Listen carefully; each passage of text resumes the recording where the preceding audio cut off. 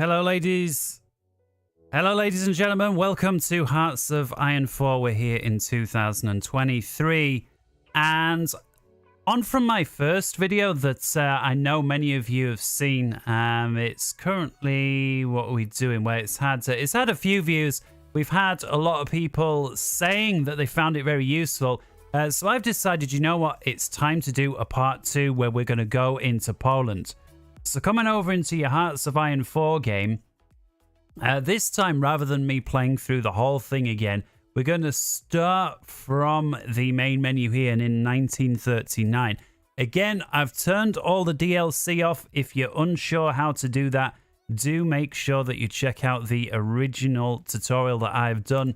And we go through turning off DLC right at the start. So I'm going to create a new game, and to save time, because again, this is a guide for new players looking for their first invasion. We're going to click here 1939 and we're going to go. Now, clearly there's going to be many things that are the same as some of the older tutorials, but there's going to be many things that are different because every time they update this game, they make some little changes and some big changes, and it often throws out something entirely. So once again, clearly we're going to go as Germany. Here we are, 14th of August, 1939. And essentially on the brink of going into Poland. Once again, we're going to play as civilian because that gives us the modifiers. And if you're new to this game, it's certainly something you want to look at. And make sure that Iron Mode is, well, do what you like, right? Make sure that the historical AI focus is ticked. And so once we've done this, in fact, I do suggest actually disable Iron Mode, just so it allows you to save, and if you make any massive mistakes, you can go back.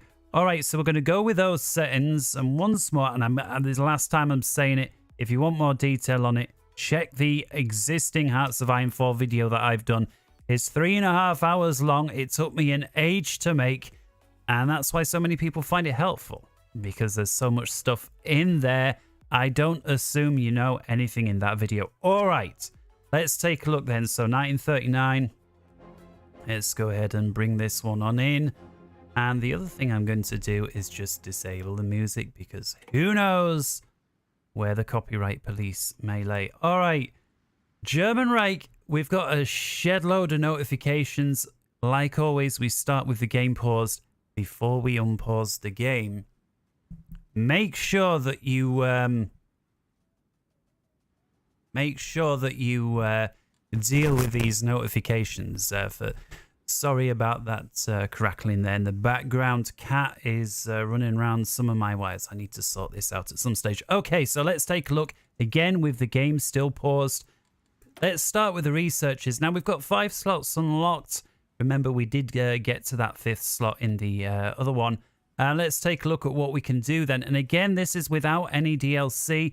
Of course, when you're new to this game, I think it's imperative that you learn the mechanics without the DLC, and we'll turn those on later. So now we're looking for stuff. Now for a 3, this is one of these examples where we've been through before. Look at this. You've got one 300% bonus that you can use. So we can either choose this guy, or this guy under this synthetic oil. This is going to take 33 days. This one 33. This one's 66. If you're getting a 300% benefit, you do the math. 300% on the bigger is worth more. Yeah, it's kind of like if you can get 20% off and there's something over here for £10, but over there's something for £100, that same 20% on the £10 is only going to get you £2 off. The £100 one is going to get you 20 quid. And same sort of concept here.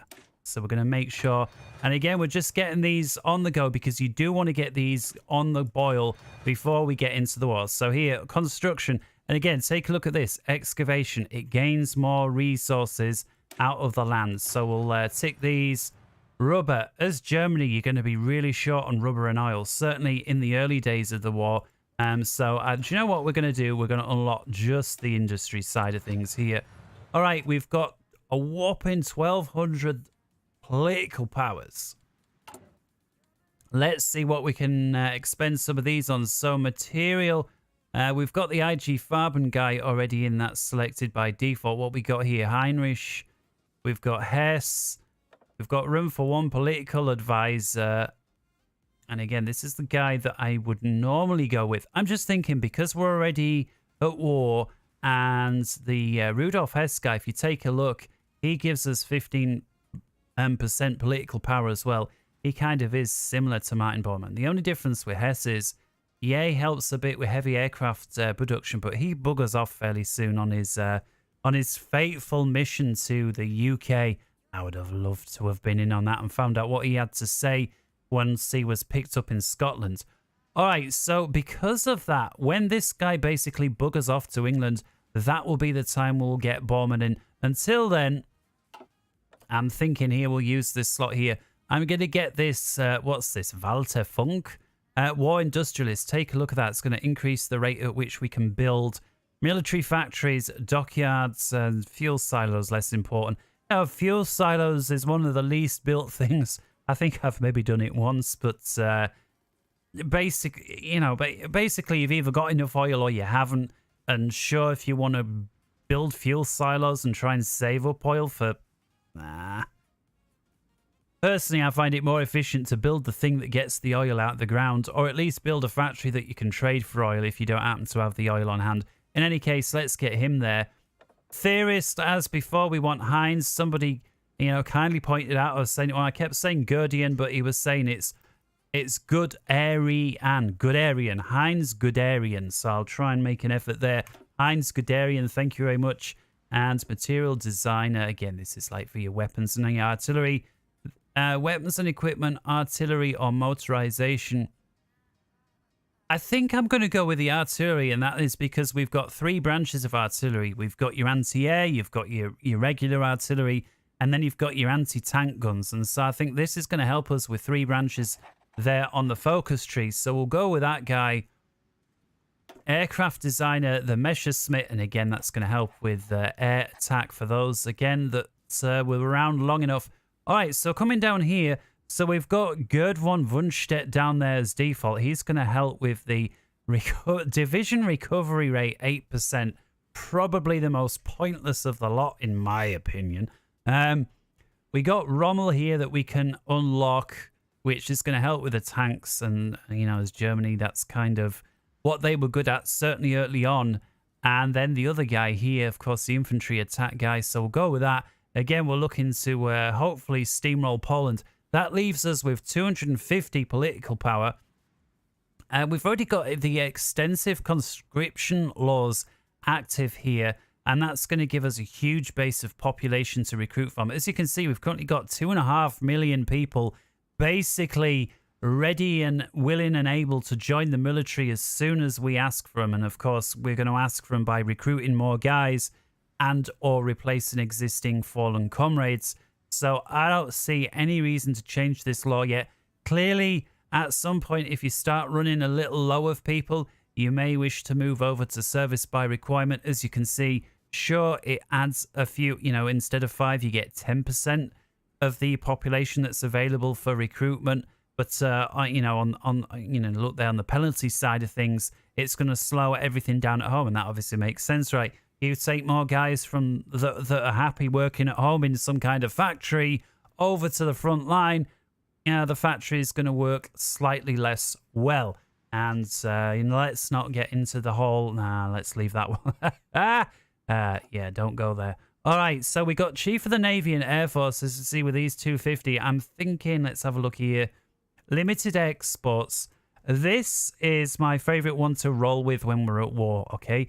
Yeah, we're still going to export a little bit, but it's, as you can see there, we're getting some bonuses. Free trade, is one of those that, way back in 36, especially if you're not playing on the easy setting. This is one that, as you can see, you get a lot of bonuses, but you lose so many resources doing this. You lose 80% of everything you pull out the ground basically gets given away.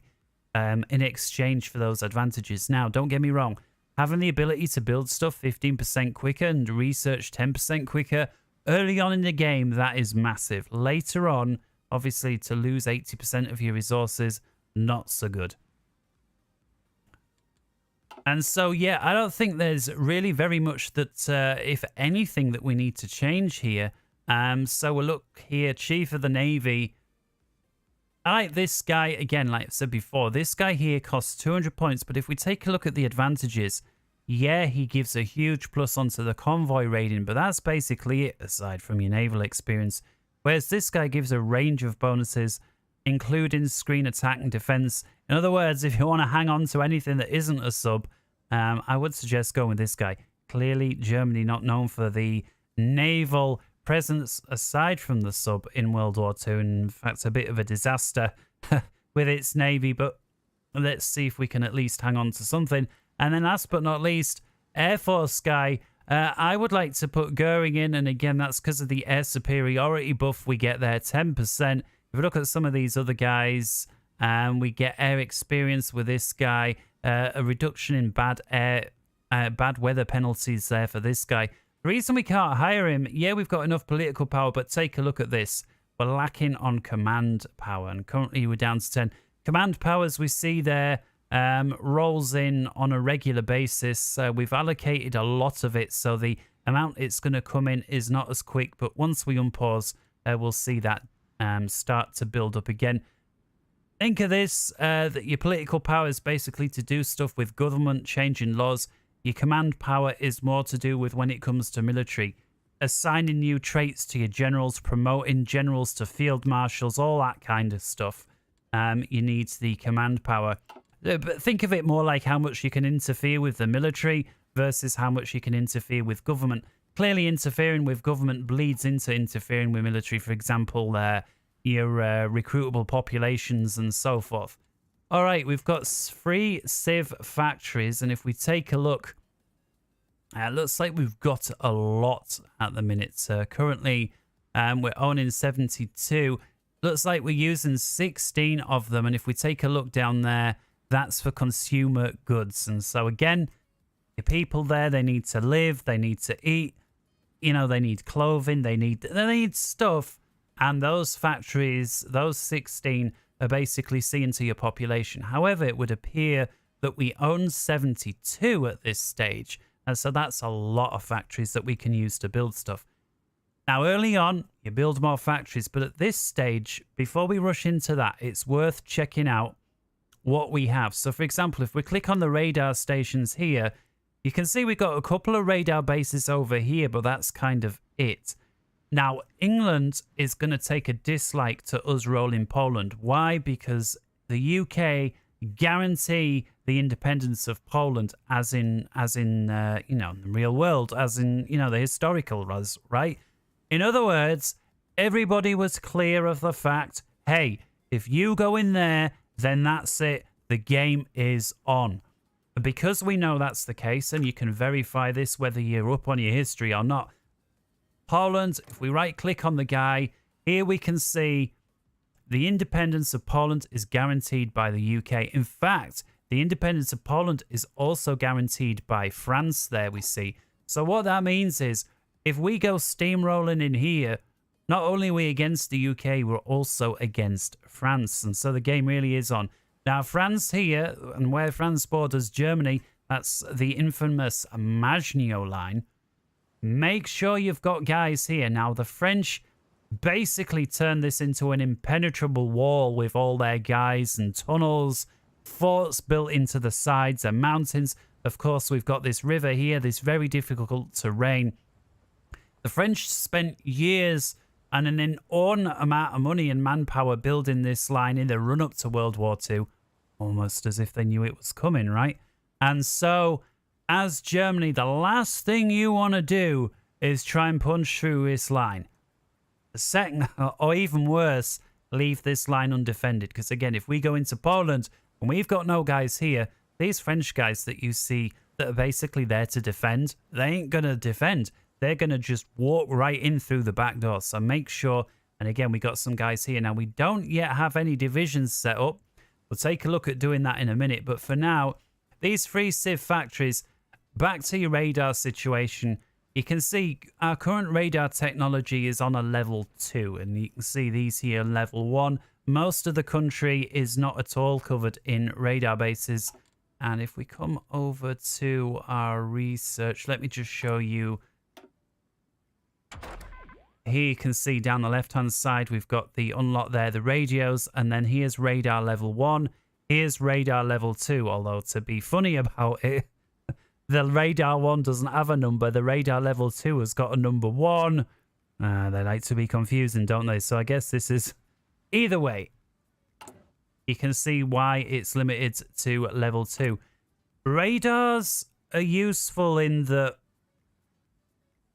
if you've got loads of planes and you can flood an area with planes, clearly you don't need radar. Why? Because you've got so many planes in the area. If they see a bad guy, they're going to know about it. And if you've got hundreds of planes in an area, it's going to be very difficult for the baddies to come flying through without anybody knowing about it. However, if you don't have planes in an area, you may wish to consider putting a radar up. Again, if it's 1,000 miles away from the enemy's front line, you don't really need to worry about it. But in any other case, you may wish, and again, you want to know about enemy aircraft coming. Now, obviously, if they start raining bombs down on your cities, you're going to know about it also. We got your air defense here, but before we do that, let's see how many, let's see what the situation is. I'm just going to hold that off one sec. Military factories. So we got 15 factories producing these guns here. So again, if we press this ×5, we can see those compress into 3. Now that still means we got 15 factories making it. I realized I discussed that before. I perhaps didn't mention it in the same way. The only thing it's doing is it's collapsing the view for our purposes by 5. So if I tick that again, we've still got the 15 factories making the weapons. It's just tidying it up a little bit. Again, if we had this view and we wanted to, let's say, add 20 factories, well, we can't do it. We've run out of space. But if we have this guy on, we can just simply click on this one and it's going to add ×5. Of course, 3 × 5 is 15. Again, it's just a view thing. It's not actually changing anything on the ground. Now, we got 3 factories making support equipment. To me, that feels a little light. I'm going to push that up to 4 and maybe even further. We'll see how many we've got left. Artillery, we're going to need this for days. 2, I'm going to push that up to 4 right off the bat. Tanks, and again, here we see there's 5 factories on tanks, so we could press that, and we see there the 1. You can do it with less as well. It delights this. There's 4 artilleries if we hit it, and, you know, it's just a visual thing. I don't know why I'm going on and on about it. It was just one of those things that, again, just the... You think ×5, what does that do? Does it make 5 times as many tanks? Or I just want to make sure everybody's got their head around it. I don't feel I was the best at making that point. All right, and we've got 5 here on trucks. So let's just do this for the sake of tidying up the display somewhat. Here we see the subs out in production. And again, for the efficiency. So for example, there's 2 subs in the queue here. There's 3 subs here. But if I drop that back to 1... Now there's 4 subs there. That is the exact same thing. The only difference is when this sub here completes, this dockyard is going to become available again for the reasons as before. So what I'm going to do is drop all of these down to 1. And every time I do, I'm going to add whatever the difference is. I'm going to put them all onto this one. Here we see the destroyers. Same thing again. So 1 destroyer, 2 destroyer, 3 destroyer, 4 destroyer, 5 destroyers. 1, 2, 3, 4, 5. There we go. And then again, once all of these are done, I'll just put the full factories on. These shipyards are going to collapse down. Again, once these subs are done first, they're clearly on priority because they're at the top of the list. And yeah, we'll leave that there for now. We've still got some spare factories. How much rubber spare? Well, look at this. -6.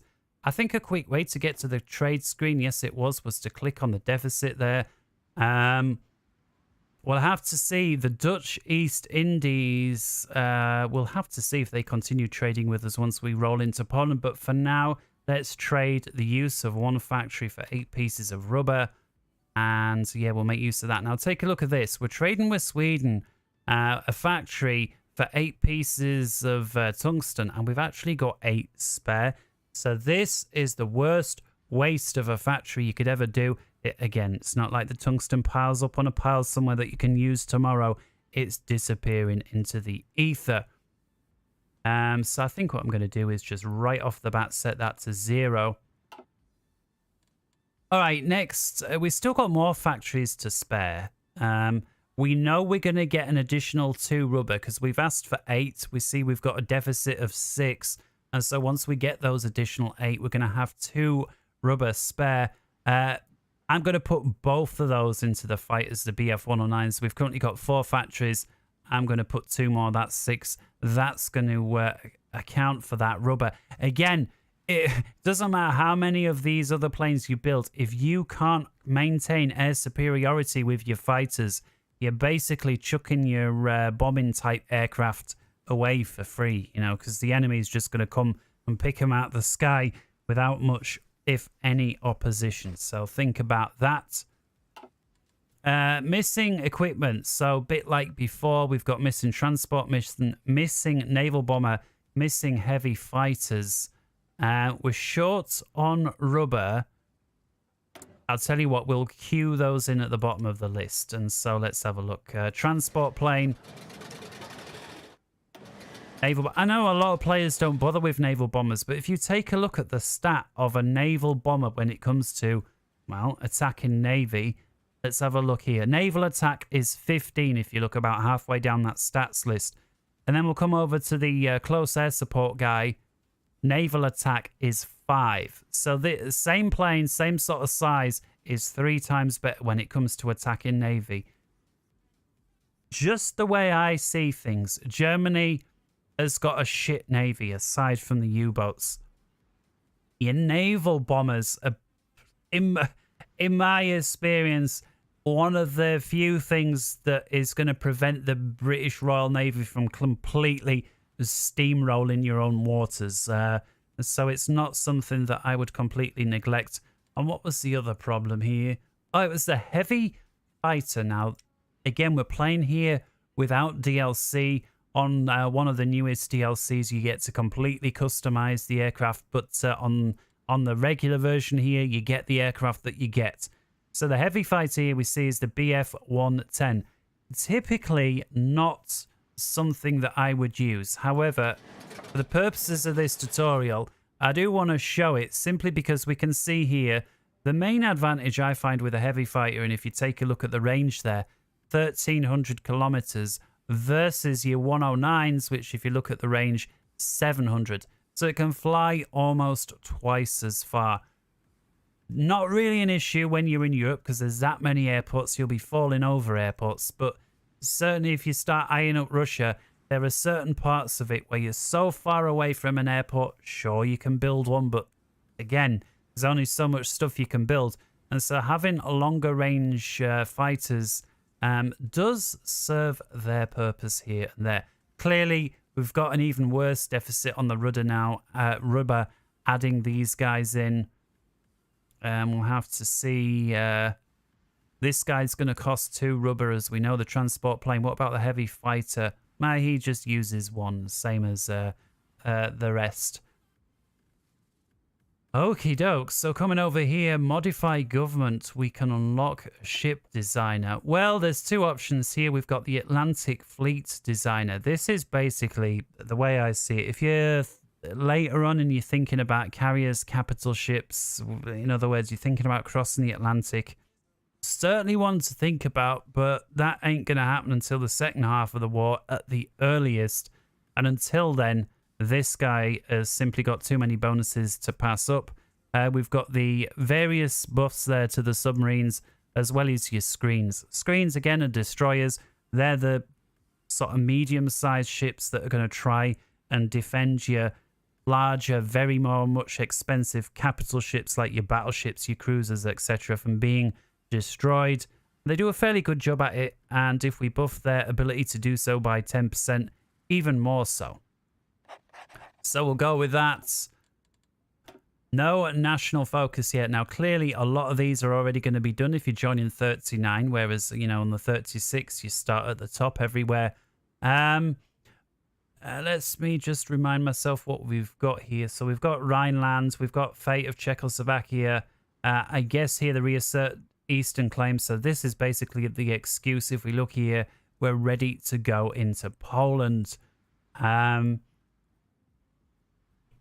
It can be tempting to go for the German war economy next, because look, that's going to give us a couple of military factories in 3 different states. However, if we go down this side, it's not so much the infrastructure that I care about with an extra 10%, you know, and that's roads and railways. It's what lies beneath. And of course, Germany, again, partially through the war, was aligned with Romania and Hungary. In fact, Romania, I mean, they helped a lot in their ways, but of course they weren't as well equipped as the Germans. But some of them really fought heroically. There was some were not so, but some really were. And the ones that did fight well were very much respected by the Germans, often protecting entire flanks of advancing armies when they were going deep into Russia. Now, again, it's nice to have these nations aligned, but underneath, integration of the war economies. This is huge. Now, to get this, you need these guys and you need them aligned and to agree. And you can either have the integration of the war economies or just the German war economy. Obviously, if you can't get this for whatever reason, you know, the German war economy is better than nothing, but I would strongly suggest trying to get this one first. So I'm going to try and align in the Romanians first. And why can't I click start? What's the problem?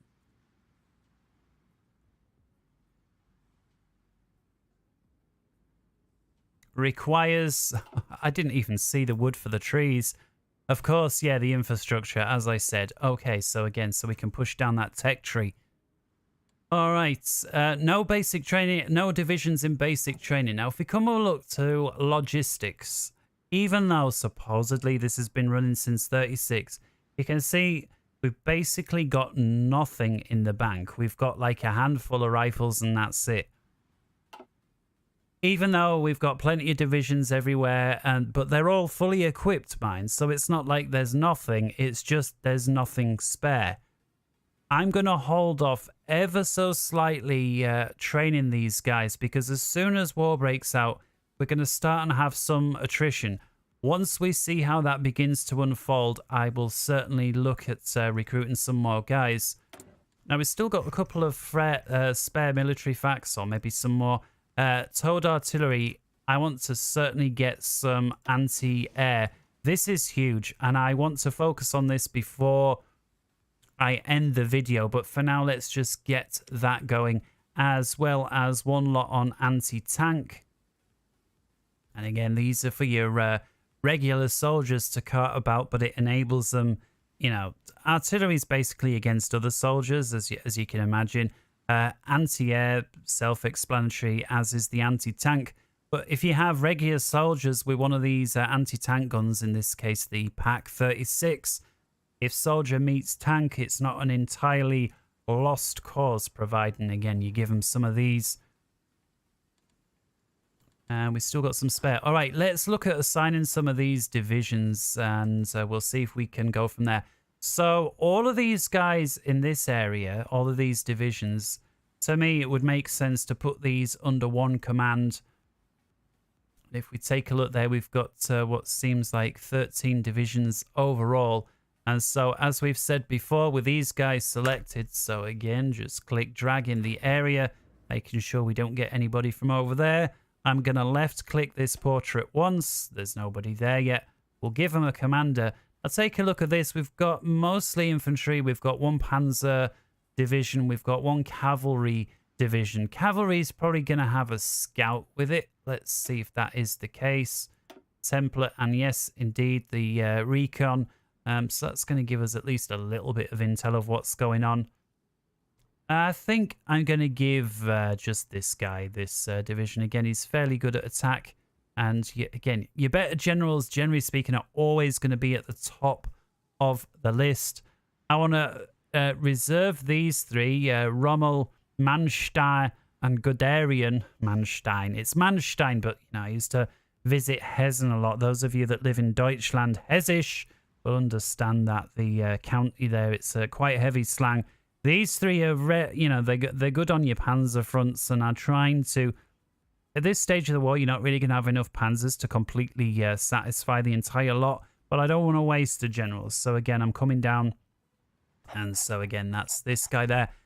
Now remember your Z and X keys. Your Z key is to basically draw your front line, and your front line is always going to be at the front between your country and some other country. Always, always, always. And as the war progresses, that front line is clearly going to move. Hit Z, and again, with the yellow flashing, quick recap here. Now, again, we're thinking Poland, and so with these guys here, clearly that is going to be it. Now, left click, and you can see where this guy is going to be. I'm satisfied with that. I'm going to hit escape once just to deselect. Now, let's take a look down this side. Now, it looks like we've got so many soldiers on the eastern front here with Poland that we may need more than one general to command them. Now, if you remember, this is easy to do, especially if we place them in an army group, and that allows us to have a field marshal that is controlling multiple generals, and then those generals can control all of the divisions, and it makes the attack a lot more easy and efficient to control. And so these guys, just because they're grouped together, I'm going to select those. Now we've got, again, bunch of military guys. We've got 2 panzers here, as well as 2 motorized divisions. I am going to make use of one of those generals now. So Army 2, Rommel. And again, you can rename this. So let's just call this Panzer 1. And I realize most of these are panzers, but, you know, let's just play along. Now we've got these 4 divisions here. And we've got a few more divisions here. I'm going to select these guys, drop those into a new army. And once again, we'll select, let's give this one to Manstein. And then that leaves these, if we hit escape. Actually, we've got a few more guys than I thought here, because of course we're into Slovakia here. Now there's 30 divisions. So if you remember, I was saying most of these generals are good up to 24 divisions. Now later in the game, if your generals get very experienced, they can effectively command up to 30 divisions, but that's not the case yet here early in the war. So if we drop these 30 divisions into an army, and we'll give him a commander, we'll give him Heinz, you can see it's red. Current penalty there, 25%. Well, that's a huge penalty, especially when we've got other generals nearby that would be happy to take on some of these divisions. And so what I'm going to do is simply select some of these guys to move over, and I think I'm going to try and balance the numbers if I can. So for example, these 3 infantry divisions that are not fully equipped, I think Heinz would rather let those go than some fully equipped panzer divisions. So we'll give 3 over there, and we'll look for 4 more guys. I'll tell you what, these ones here, as you can see, these are these low priority divisions. Let's have a look actually at what they're made of. Well, look at this. There's just some infantry. They've got no support. This unit, this division, this template, because there's no support, you know, you've got no artillery defense. You've got no what they call the support companies that help make bridges, that dig foxholes. None of that stuff. This here is going to probably trade and or do really bad when it comes to war. Sending this in on the front line, probably not best idea. So what I'm going to do is select all of these with a little down red chevron, which is basically a low priority. This with the upper gold chevrons is a high priority unit. And as you can guess here, the SS, I don't think it's a great secret, were basically first in line for when new stuff came out. So they're high priority. They get all the best stuff. Everybody else is next. And these ones with the down red chevrons, they're like the lowest priority. So these 2 low ones, again, I don't want to send into action at all. I'm going to give these over somewhere else entirely. And I'm thinking unassign the selected units. I'm thinking of putting those somewhere over here. We'll deal with that at a later point in time. You see, it's still commanding 1 too many, and it's still a 4% modifier. So I'm just going to select one of these regular guys. I'll tell you what, I'm going to select, yeah, just the one. And we'll give him there to Rommel. There we go. Now they're all satisfied. All right, so the plan here, I'm thinking, is this guy attacking Poland from the north. Again, this little bit of German territory here. And then these three generals here from the east, or rather from the west, will be marching in towards the east. And because these three generals, again, we could command them all separately and give them each a bit of the front line. So, for example, if I click Rommel, click Z, and rather than just left-clicking lazily, if I right-click and drag, I could say, right, Rommel, you have that bit. Manstein, you get that bit. Heinz, you get this bit down here. You know, and then holding the X key down, I say, right, Heinz, I want you going there. Manstein, you push that way. And then Rommel, I want you, and I want you to secure this area here. And then once you've done that, you push on and assist with the other three. Now, that would be a legit way of doing it, and there's nothing wrong with doing it like that. It's just I've found that if you use your field marshals, they're more likely to take advantage of the traits that field marshals bring, and they more effectively move your generals around. Now, granted, if you were to play this game at slow speed and keep pausing, there'll be nothing stopping you moving units very effectively as well. So we're not going to do that. And again, if you want to delete the orders quickly, just hit on the bin, right click, OK, and that's going to delete all the orders that this particular general has. And did I just delete a group altogether? My bad. Let's reassign. All right, Rommel. Now, I see his pictures in black and white. It's going to take a while. So, Manstein, right-click orders. Okay, there we go. All right, so to assign these to a field marshal, as we said before, we use this slightly raised portrait here, and then that's it. You've got your generals, field marshals, that's it. So Manstein, in you go. Heinz, in you go. Left click Rommel, right click into the portrait, in you go. 1, 2, 3. You can see some of these are ready for an upgrade. Some traits here with this plus. Problem is we're short on command power, so we can't. All right, hit and escape. Let's click the portrait. Let's put in a commander. And again, this guy. Why? Well, the only reason he is better at attack, at least for now, than all the others. So let's select this guy. All right, this guy selected, now controlling all of these generals, which are all the troops on the front line. Click Z once more to make the front line. And now you can just lazily left click the border there with Scotland. Notice the border includes part of what is, or what was, Czechoslovakia, or in this case, Slovakia. And that's because, you know, this is under, at least for now, German control. And here we see it. Slovakia is a puppet of the German Reich.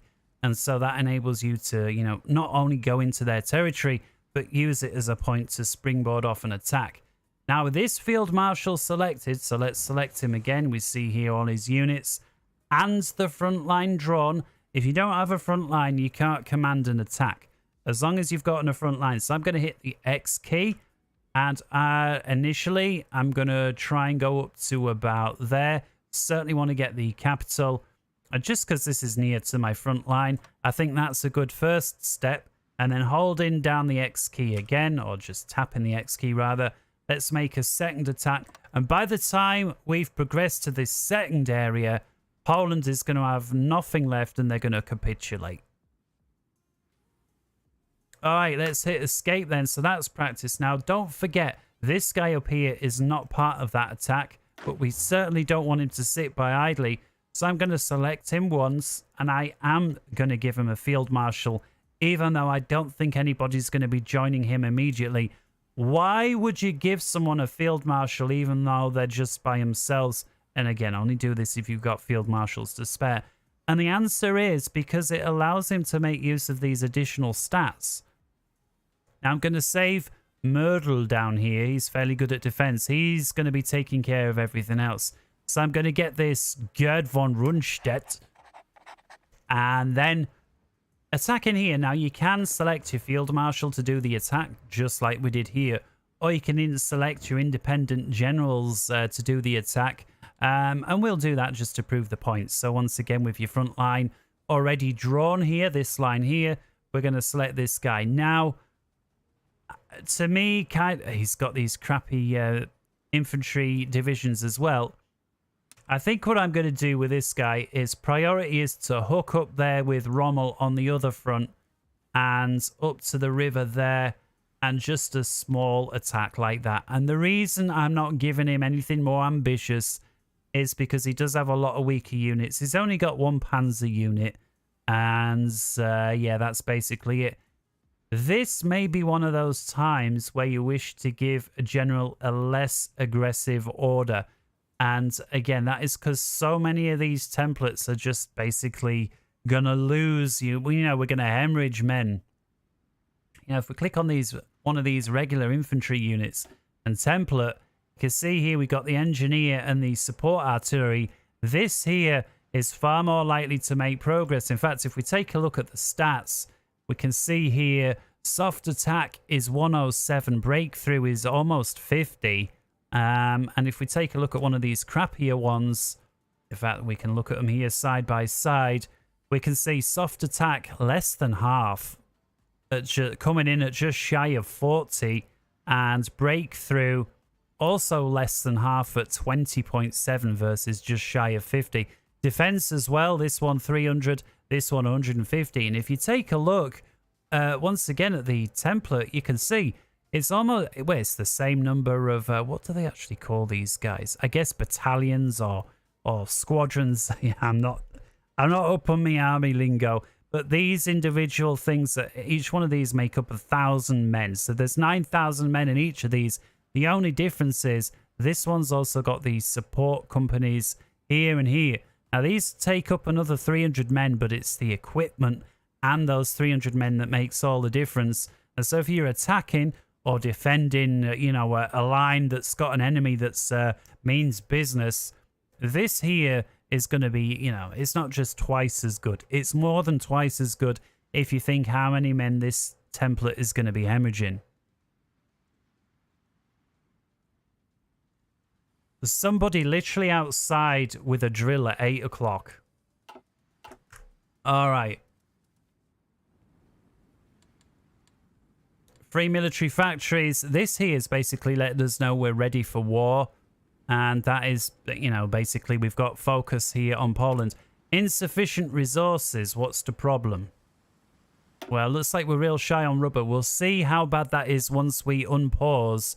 Of course, it looks like there's -12. We're going to gain 8. I'm guessing we're still going to have a deficit of 4. So we certainly want to keep an eye out on that. All right, back to the F1. We need to sort the front line here with France, the Maginot line. So what I'm going to do, I think having 25... No, what's that? Actually, no, 28 divisions. To me, feels a little excessive. Granted, these 3 are at Frankfurt. Some here at Stuttgart. Let's try and select some of this a bit again. What we got there, 18. That'll do, 18. So I'm going to drop these guys into a new army. Hit Z and just drop them on the front line. Of course, make sure they've got a commander. You don't have to put a commander in. Don't get me wrong. You can just run this army around with a blank, I guess just some acting captain that takes over. The problem is you ain't going to get any stats boosting. So even if you've got to use the worst general, they're still giving you a bit of a boost that you wouldn't otherwise get. Unbelievable. All right, this guy here is very good, actually. I don't know why he's so low down, but he seems perfect. Quite good on the attack and the defense. I'm going to get this guy in, and he can control there. Now, remember the Field Marshal Merdl? So again, with this guy left selected, right-click on the portrait, and we're going to put that Field Marshal there. And again, it stacks the bonuses. So here we see Merdl, and what's he giving us? A benefit of 10% on defense. And then this guy here, if we take a look. Where is he? Well, another way would be, I guess, to click on him here. He's giving us 7.5. So having both of these two guys is going to give us about 17% bonus on the defense, in addition to what the units are already capable of. couple of guys here. We'll put them in. We'll drop them there. And again, just right-click, attach them to Myrtle here. We've got a couple more guys here that are going to be up against Belgium. So we'll drop them in and line them there. And then that leaves these guys here. I guess most of which are defending up against the Netherlands and all the coastal areas. I'll tell you what, looks like these two guys are for coastal. So we'll just drop them in there. Gonna hit this area defend. Finally, the fucking drilling stuff. Sorry for cursing, man. But geez, man, drilling at 8 o'clock outside. Alright, and again, you see, he reckons here we need 22 guys to effectively cover this area. I'm not interested in anything other than the harbour areas. Sorry, not the coastline. There we go, the harbour areas. And that's because if enemy forces from over the seas land, it's one thing to land on your coastline. It's another thing to supply those armies. They need harbours to supply the armies. And so as long as you can defend the harbours, that's going to make the armies work 10 times harder. And of course, that leaves these guys here. Looks like these two are already assigned.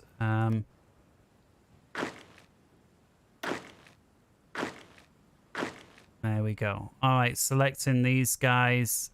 Deselect that one. Drop those in. And again, now in practice, Netherlands, I find, basically do nothing unless, and same with Brussels, unless you go after them. So having these forces here feels a little bit of a waste. The only time it sort of matters more is if the British get excited, because then you've got some guys over here. If you have all your forces over on this side of the map, bar, you know, some down here, and the British think, right, we're moving in, having no guys over here, by the time you pull some guys back, you know, the British have already spread like cancer through the country. Not that you ain't ever going to win it back. It's just you win it back. There's a shed load of repairs to do. You've got guys all out of position. Yada, yada, yada. So you can see it's worth a point. And these guys, let's have a look. How many trucks we got spare? Answer 11. So everyone's going to have to be supplied by horse and carriage. 3 civilian factories. So let's sort this out now. I want to put an upgraded radar here, simply because that is going to start and cover a larger area. Take a look at how we're doing for air bases. Well, we've got millions. How are we doing for synthetic refineries? This is going to supply fuel as well as rubber. And we haven't fully developed the road network here. Now what you could do, right? You could put down, if you see here, this tile, 0 out of 10. That means capable of having 10 factories total. It's currently got 0. Now, because the road network is only developed to 60%, this would be well worth developing the road network up to 5 or 100%. You know, it's 20, 40, 60, 80, 100, 1, 2, 3, 4, 5. That extra road network lets you build stuff far quicker, and because you've got 10 slots to build, that is worth doing it. Now, let's say something that's like this. There's only 2 slots that can fit in this area. It's an 80% road network. This, to me, would be a waste of time developing it to 100% just to drop then one factory in that's going to build a little bit quicker. So, again, this one here. So, for example, let's get that underway. So, let's develop that to full. And I held down Shift as I clicked. And as you can see, 3 plus 2 is your 5. And that then will be 100%. Don't start building now, because again, it's going to take them a moment to finish the road networks before start putting your factories on. So what I'm going to do is look for elsewhere. So see here, Franken, it's already 100% developed. I'm going to put 2 of those factories on, and then with the remaining amount, military factories, I'm going to hold Shift and click, And now you can see with the 4 factories plus the 8, that's going to make 12. And of course, that includes 2 here of the synthetic refineries, as well as the 6 military factories there. That's making 8. Now, we've still got spare military factories, and I'm thinking, let's have a look. We've got medium tanks available. That is going to require tungsten. Can be tempting to try and build the best of everything early on, but you can't necessarily afford it, and sometimes it's better, in fact, it's almost always better, to build stuff that's a bit cheaper, it's a bit shittier, it's a bit more out of date, but at least you can afford to A, build it resource-wise, B, build it because you've got enough factories and what they call IC or industrial cost, and then C, get it out to the front lines. Again, a division that's supposed to have medium panzers and you can only afford to equip 10% of the division is going to do far worse than a division that's got light panzers that you can afford to equip in large part. And then if those two were to go up against each other, even though the light tank gets owned by the medium tank, you've got like a 10v1 situation with regards to numbers. The medium tank will lose, even though at the end of the day, it costs you probably just as much effort to get that 10% of the medium tanks there. That being said, if you can afford to completely equip a division with medium tanks, of course they're going to wipe the floor versus the division with the lighter tanks, especially if it's a tank on tank. Same obviously with the heavy tanks. Why not just build heavy tanks? Well, they suck at doing anything other else than going up against tanks, whereas these guys are going to be very good at going up against soldiers. And as we've seen, soldiers are the guys that hold the front line. So if you want to punch a hole through the front line, these are the ways to go. And again, we know that we're a little short on tungsten, so I'm going to put more guys here onto the light panzers. Let's see exactly how many factories. Anti-tank, put another couple on anti-air, couple more on support. Germany sometimes runs low on trains, and you need trains to supply your army. We haven't really looked too much at supply. Perhaps we can do that during this engagement. So I'm going to put 1 factory building trains. And I'm just, I'm clicking and dragging, but spinning my mouse wheel. That's how I'm able to move up and down the list while also clicking and dragging. Put 1 factory there. You see, we've currently got 125 trains on one side.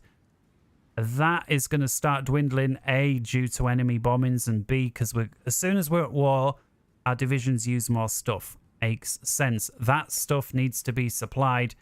Again, it all comes out the capital and the way that it moves, and if we zoom in, even though it's paused, but it's just showing us, you can see here these trains are going to snake their way up to wherever is required.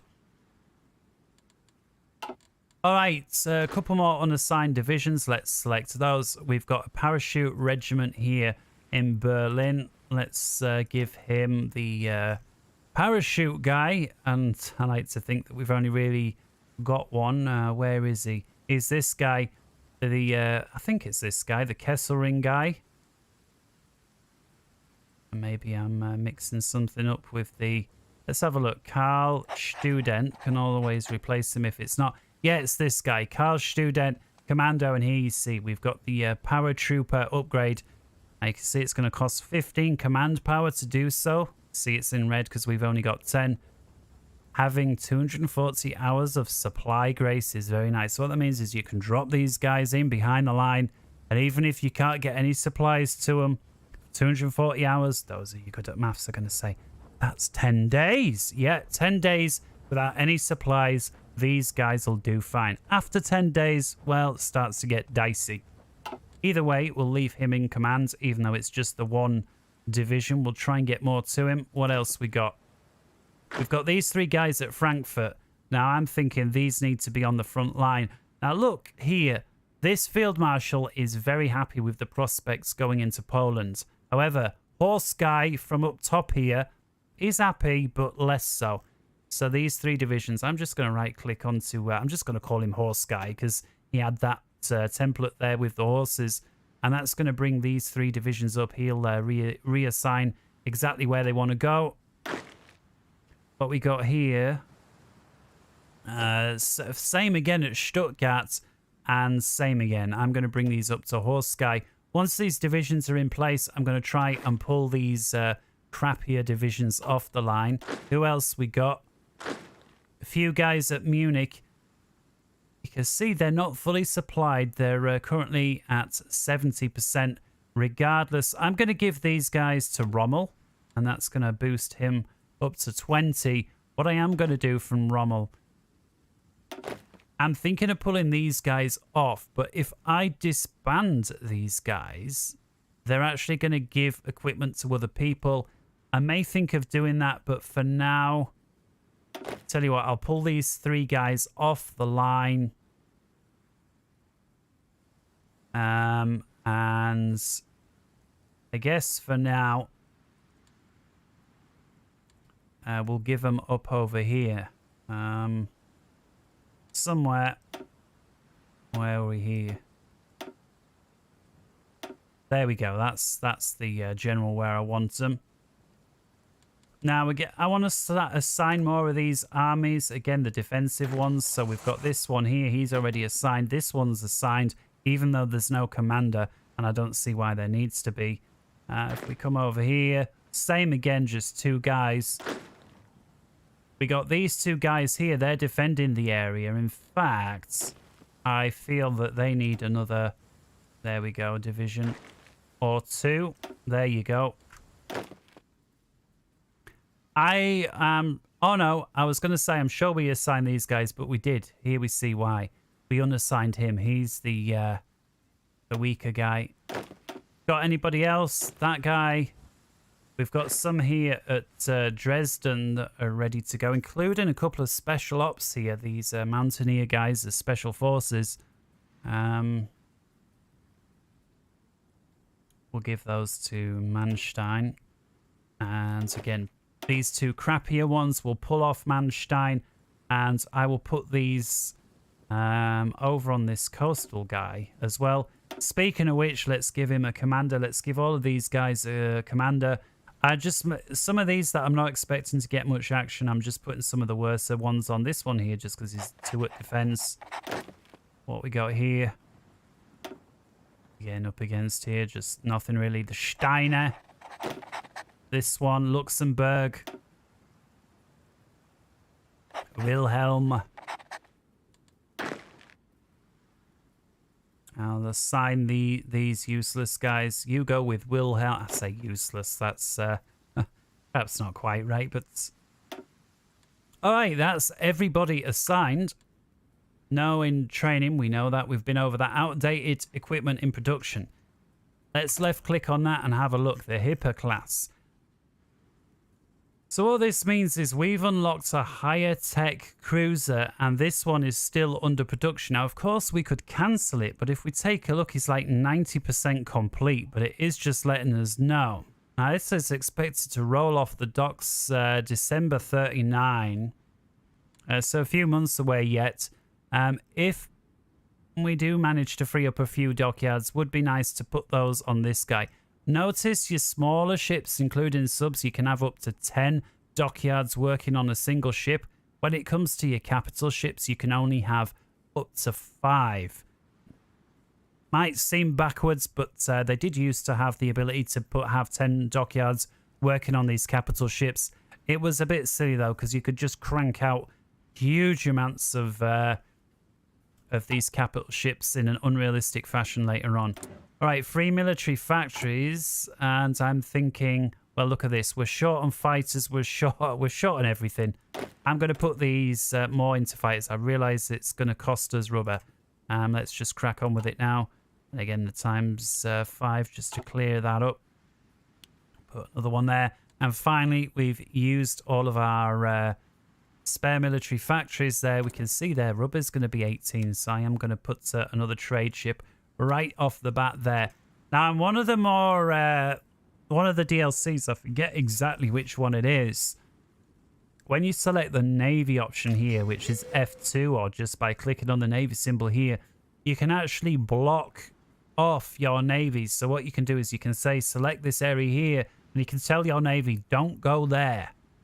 And Unfortunately, the base game doesn't let you do that. I feel it's kind of essential because when war kicks off and we go into Poland, Royal Navy is not going to be our friend. And if we've just got these little trade ships trundling down through the English Channel, you can sort of guess what's going to happen to them. Of course, you know, if we can block off, don't go here, don't go here, don't go here, and our trade ships then take these long routes, they at least stand a chance of getting there. Certainly once we conquer France, it gives us access to these ports here. We can get out onto the Atlantic this time.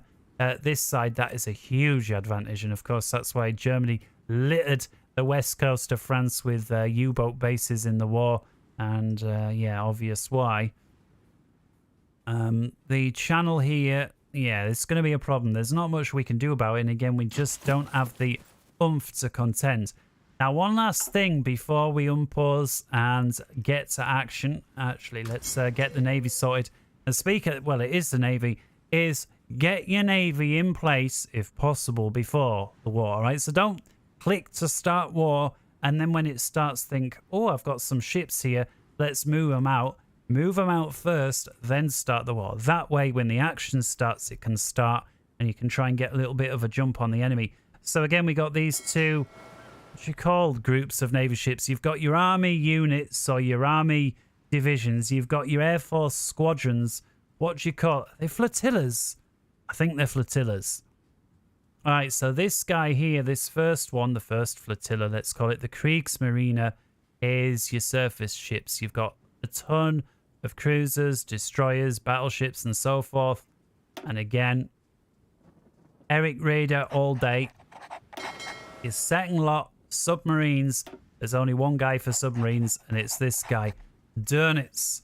He was actually the guy that ruled Germany for 2 or 3 weeks after, you know, the guy with a tash allegedly killed himself down in that that concrete place over in the capital there. This guy was the one that took over for about, again, 2 weeks. And then, of course, surrendering. Of course, if he didn't surrender, he might have been able to continue for 2 weeks and another couple of days. But, yeah. All right. This guy, then, to get him under control, he's got a lot of subs under his control. And again, these two icons here. So the first icon, enable automatic reinforcement. In other words, this group here with 7 subs. If one of them gets killed, there's going to be 6 left. If we enable this button, what that says is, it wants there to be 7, and if one gets killed, when the next one rolls out the factory, it's going to replace it back to 7. I can't see why you wouldn't have this option ticked. It's kind of how the entire rest of the game works by default. But tick it. The only one that's up for debate is, do you want automatic split off?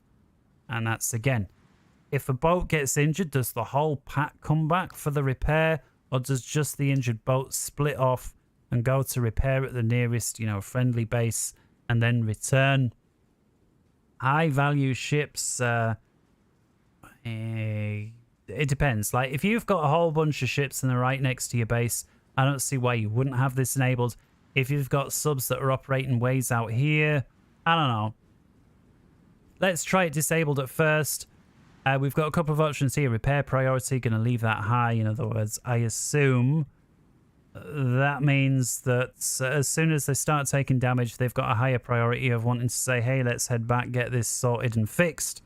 Of course, if you start getting ships sunk and you fall behind that curve against the UK, it gets very hard to re-establish again. So look after your ships. And I find one of the easiest ways to do that, if you take a look here, current engagement rule, medium risk. We tick it high, then it's always engaged, then it's do not engage, and then there's this low risk option.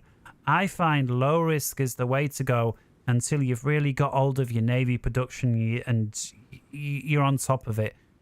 Otherwise, they're going to take on too many engagements that they can't win, and you will not have the production ability to replace all the losses. All right, Navy guy selected. I'm going to right-click some of these naval sectors, if you like, and that's going to tell him where to go.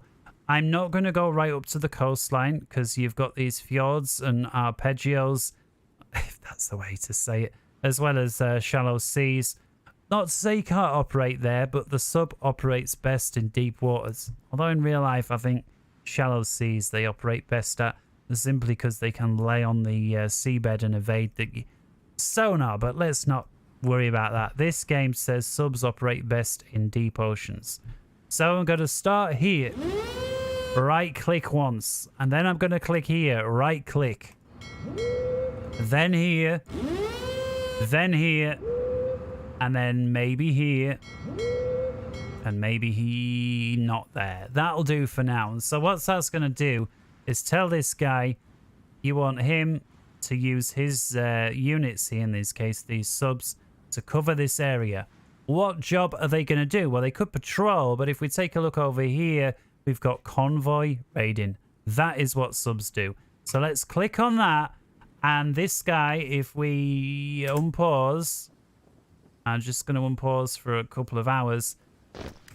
Let's pause. Now you can see these subs are starting to sail off and start covering this area. Why this area? Because Britain and France are not going to be our friend once we declare war on Poland. And we want to have these subs out here cutting these guys off, because especially the UK relies so much on its import-export industries. And so if we can cut that off, it's going to help us in ways that are obviously not obvious, all right? We're still going to see planes come over, but if we were to attack, the UK would have more oil importing. If they've got more oil, more fuel, they'll be able to fund for more planes. We would have more bombers. So just because we don't immediately see like, oh, you've killed 500 planes out at sea, doesn't mean it's not an advantage. It's just an advantage that kind of goes on behind the scenes. All right. Obviously, if you were playing as UK, you would really feel that, hang on, I'm not getting any of my much needed imports. All right. So with that all done, over to the air, guys. We're going to worry about this once war kicks off. And we're going to kick off with the war. F1. I'm going to hold this. We're still paused, although we did fast forward it by a couple of hours. I'm going to click this icon. Poland. Why? Well, Danzig or war. We're going to hit declare. You may want to call the allies. Don't.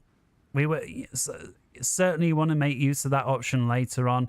And here you can see what's going to happen. The UK and France is not going to be our friends. So we'll hit send.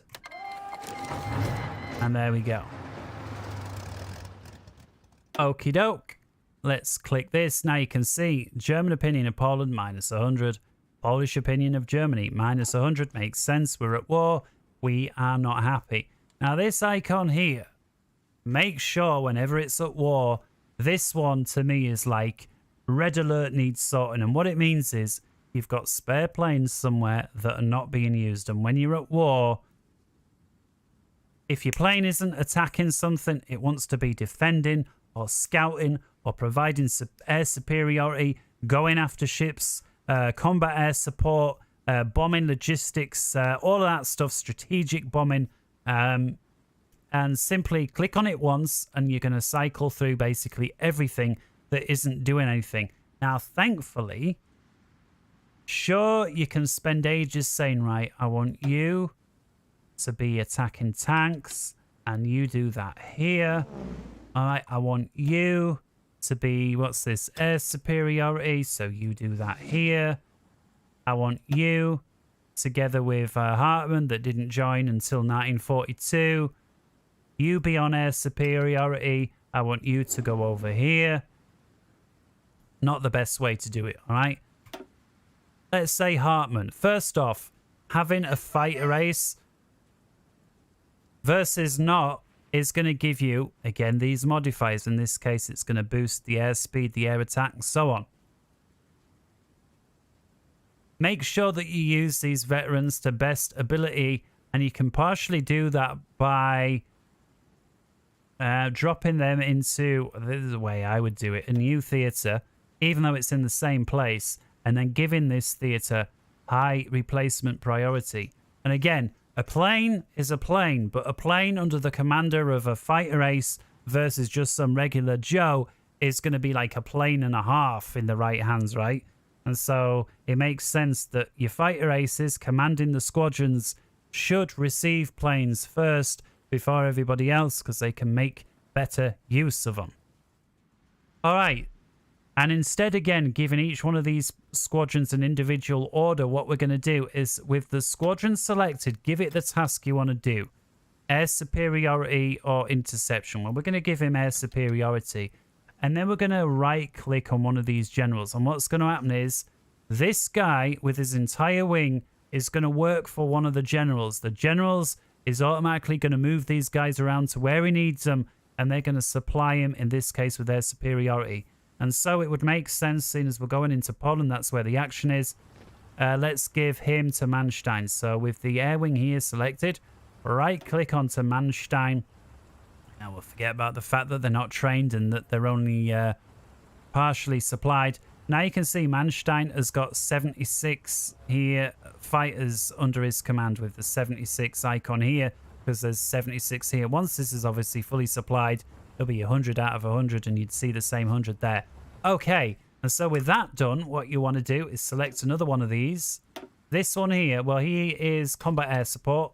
We'll give him to Manstein. And then wherever that plane is, in this case, southern Germany, Manstein will move it around to wherever is most suitable. Again, the nearest suitable airport that's got room.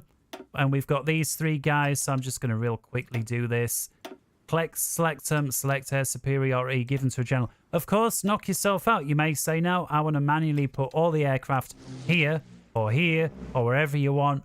Then do that. And again, if you want to move them airbase, select carefully on the specific airfield in question, say here, and then they'll fly, and then right click on the sector, in this case here, Western Poland, that you want to do this job. Make sure they've got a job selected, a task up here, otherwise they're not going to do anything. All right, hit and escape. What we got here, bunch more, so let's select this guy. We'll give him here to Heinz. Here we got the Stukas, only 31 of them, but regardless, we'll give them to Rommel. And then we've got more fighters. We'll give one to Horse Guy. And then we'll just split again between the generals. Now, don't forget, England's are going to start bombing when we unpause. So perhaps, oh, we got two naval ones here. I'll select this group, naval strike there. This group, naval strike there. Perhaps they can move to that airfield as well. It's going to be more efficient. What else we got? All right, this fighter here. So again, the UK is going to start bombing. So I'm going to set these guys to intercept. Same with these guys.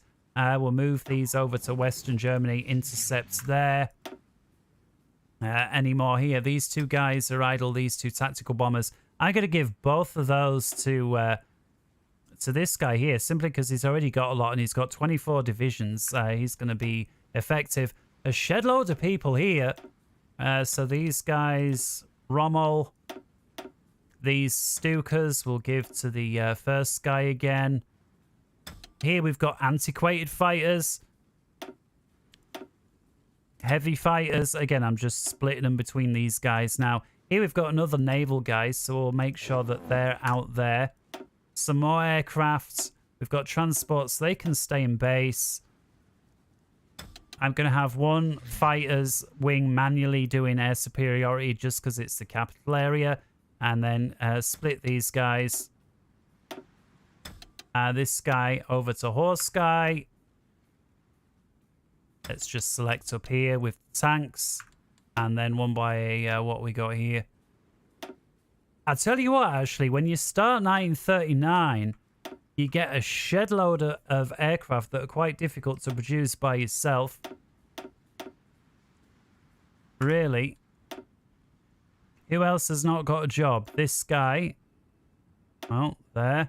This guy, there. And I'm just looking here. They say they're standing by versus assigned to an army. Go here. Here. Here. And here. How are we doing now? Any more for any more? Okay, these guys. These I'm just going to manually select. Air superiority, close air support, into Western Poland, escape. Any more? Got this guy here, Central. Look, it's only 25. I'll tell you what, I'm going to disband this guy because, you know, he's really short on planes and there's other guys. So we'll disband him. That's everybody sorted. So over here, unpause. Here we go. Now, hang on, one thing. Remember this guy with the surface ships? 1, 2, 3. And I'm going to set these to Strike Force. Remember Strike Force? They're kept in the rear unless they see something that they want to go deal with. I may select this one. Tell him, do you know what? Go back to a few guys here. And then select this guy. You go out on patrol. So go out looking for stuff. In fact, I may even bring back to 4. And then if they find something, these guys that are waiting in port are going to go and intercept. I like to give 6 destroyers per battleship or cruiser where possible. All right. Unpaused. We declared war. Let's tell our field marshals in this case to go. Let's tell Horse Guy at the top to go. And remember, Horse Guy here on the carefully execute. The generals here doing it normal. You can see guys are moving along. You can see here notifications are coming in. And that's the basics there to it. So if I speed time up, thankfully we've got enough guys down here for France not to want to push in. And here we're starting to get factories produced. We'll take a look at that in the next episode. Now, if you leave this game running as is, this is going to steamroll Poland in no time at all. We'll just clear off these notifications. I'm going to speed up to full speed ahead. And once we capture Poland, that will be the end of this video. I hope you found it useful. In a future video, we'll take a look at micromanaging your army to more efficiently deal with the enemy. Coming up to 20 command power, I'm going to upgrade what we got here. Let's go for organization first. Fall of Warsaw.